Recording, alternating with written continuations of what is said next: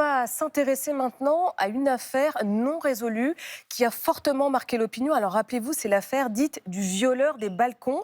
16 viols commis entre 1994 et 2006 et un seul ADN et toujours aucun suspect qui a été identifié.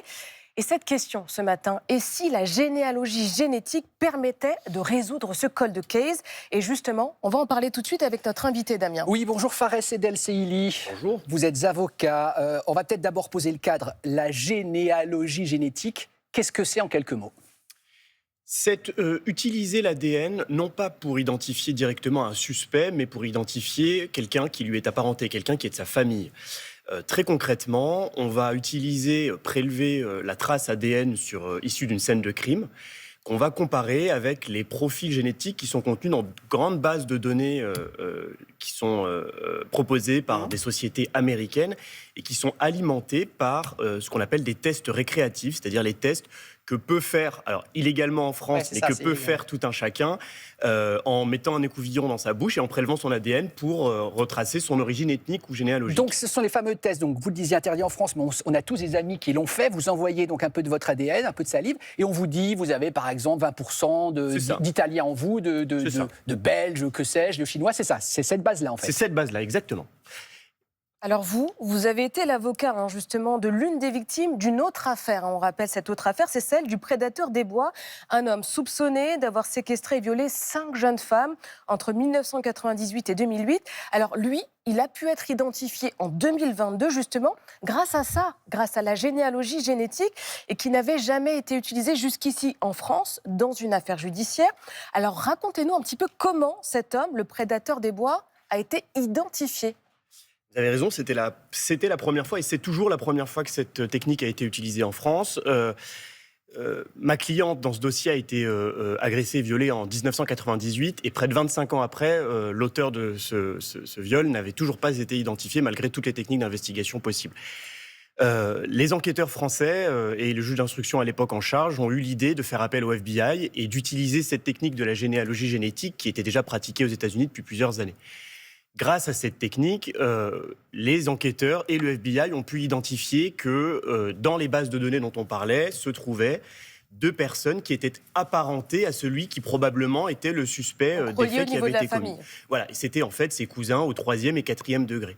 Ensuite, les enquêteurs ont procédé à une technique de généalogie extrêmement classique. Ils ont établi un arbre familial, ascendant puis descendant. Ils ont établi une base de quelques suspects en France et ils ont retrouvé comme cela l'agresseur.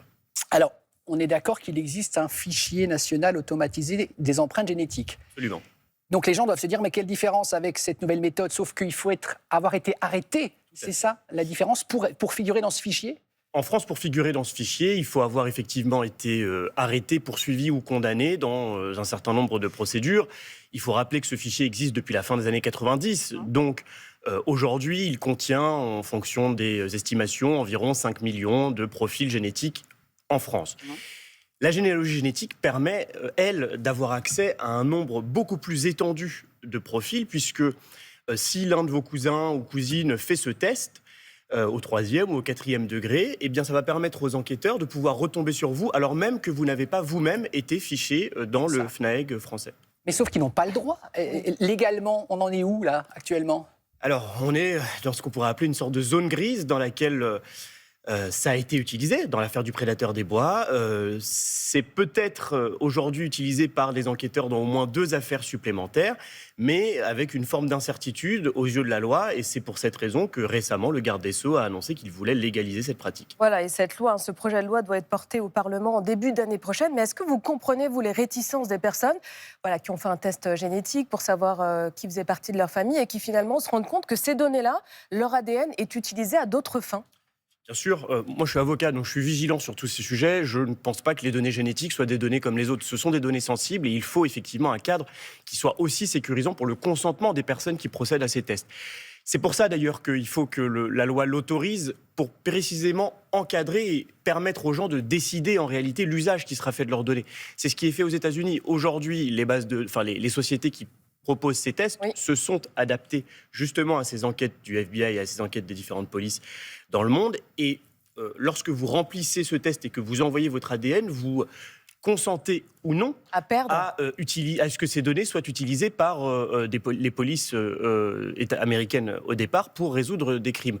Il se trouve que, alors selon les informations qui sont communiquées par ces sociétés, environ 80% des personnes qui font ces tests aujourd'hui consentent à ce que leurs données génétiques soient utilisées aux fins de résolution. Absolument. Et là, donc, on comprenne bien à cet instant, imaginons, j'ai fait un test de généalogie génétique, est-ce que mon ADN peut déjà être à la disposition de la police française ou pas? Alors, c'est ce fameux flou, mais... Aujourd'hui, pas directement. Aujourd'hui, la police française fait appel au FBI, qui, lui, va aller consulter ces bases de données par le biais de réquisition ou par le biais de consultation directe. C'est selon les bases de données concernées. Les enquêteurs français n'ont pas directement accès à votre matériel génétique à vous. Mais indirectement... Ah oui. Ensuite, elles peuvent identifier si vous êtes suspect. Est-ce qu'on peut imaginer que plus tard, dans quelques années, cet ADN, par exemple, puisse être vendu à des laboratoires, à des fins scientifiques ou autres? Alors, c'est une crainte qui est légitime. C'est une crainte faut, là aussi, dont il faut discuter. C'est aussi, là encore, l'intérêt de la loi d'encadrer cela. Ce sont des bases de données qui, par définition, appartiennent et sont mises en avant par des sociétés commerciales. Donc, nécessairement, ça interroge. L'intérêt de la loi, c'est aussi précisément d'encadrer cela. Merci beaucoup, Maître Edel Sely, d'avoir été avec nous. Je rappelle que vous êtes avocat spécialisé en droit pénal.